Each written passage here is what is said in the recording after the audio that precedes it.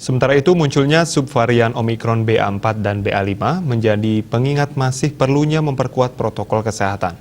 Pencegahan penularan COVID-19 varian apapun harus jadi perhatian bersama. Penguatan protokol kesehatan pun perlu terus dilakukan.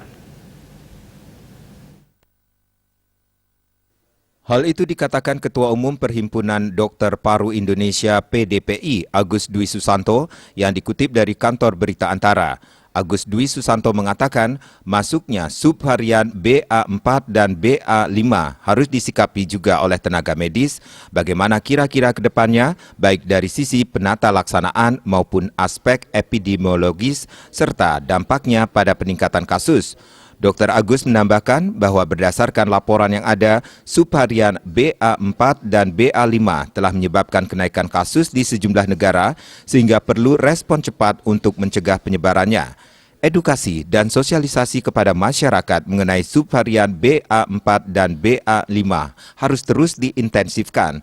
Peran tenaga medis dalam memberikan sosialisasi dan edukasi menjadi hal penting untuk mencegah penularan.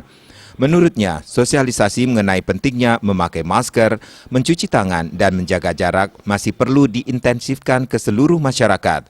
Selain itu juga perlu meningkatkan sosialisasi mengenai pentingnya vaksinasi mulai dari dosis pertama hingga dosis ketiga atau penguat. Seperti diwartakan sebelumnya, Kementerian Kesehatan RI sedang mewaspadai kenaikan angka kasus COVID-19 di Indonesia berdasarkan hasil temuan 4 kasus subvarian Omikron BA4 dan BA5 di Provinsi Bali. Menteri Kesehatan Menkes Budi Gunadi Sadikin menyampaikan, memang saat ini sudah keluar varian under monitoring atau VUM seperti Omikron BA4 dan BA5. Ini yang memicu kenaikan kasus di Eropa, Amerika, dan Asia.